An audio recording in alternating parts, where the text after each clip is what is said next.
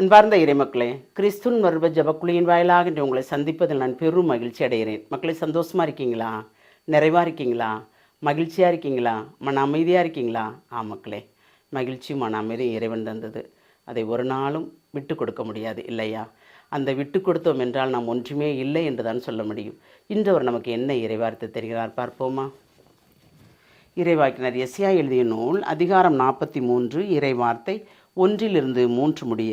யாக்கோப்பே, உன்னை படைத்தவரும் இஸ்ராயேலே உன்னை உருவாக்கியவருமான ஆண்டவர் இப்பொழுது இவ்வாறு கூறுகிறார்: அஞ்சாதே, நான் உன்னை மீட்டு கொண்டேன்.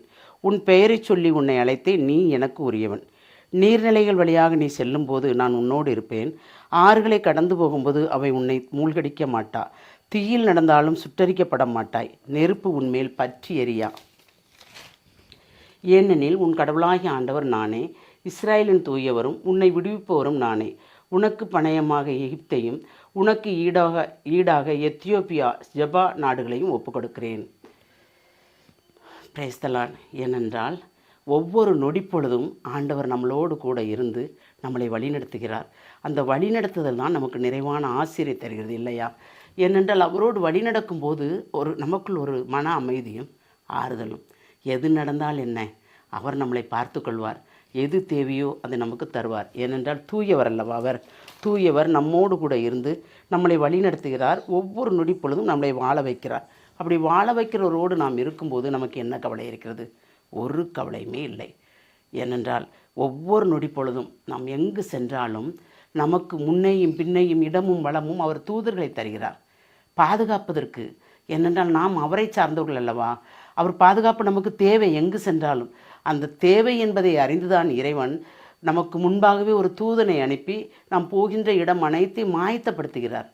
எவ்வளோ பெரிய ஆசீர்வாதம் பார்த்தீங்களா? ஒரு தந்தை தன் பிள்ளைகளுக்கு கூடுதலான ஆசீர்வாதத்தை தருகிறார். அது விண்ணுலக தந்தை மட்டும்தான் தர முடியும். அவரால் மட்டும்தான் அதெல்லாம் செய்ய முடியும். அதனால் நாம் ஒவ்வொரு நொடி பொழுதும் இறைவனுக்கு நாம் என்ன செய்ய வேண்டும்? ஏனென்றால் உன்னை உருவாக்கியவன் நான், உன்னை பேர் சொல்லி அழைத்தவன் நான், உன் கருவறையில் நீ இருக்கும்போதே நான் உன்னை தெரிந்து கொண்டேன் என்று சொன்னவன் நான் என்று சொல்லுகிறார். அப்படி சொல்லும்போது நமக்கு எப்படி இருக்குது பாருங்கள். ஒவ்வொரு நொடிப்பொழுதும் அந்த நாள் விலையேற பெற்ற நாள்களாக அமையுதா இல்லையா? அப்போ நாம் அவருக்கு என்ன தரணும்?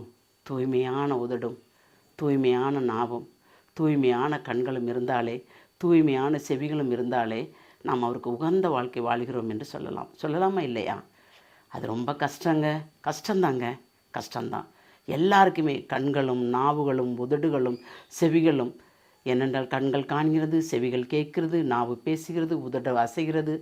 எல்லாமே கஷ்டம்தான்.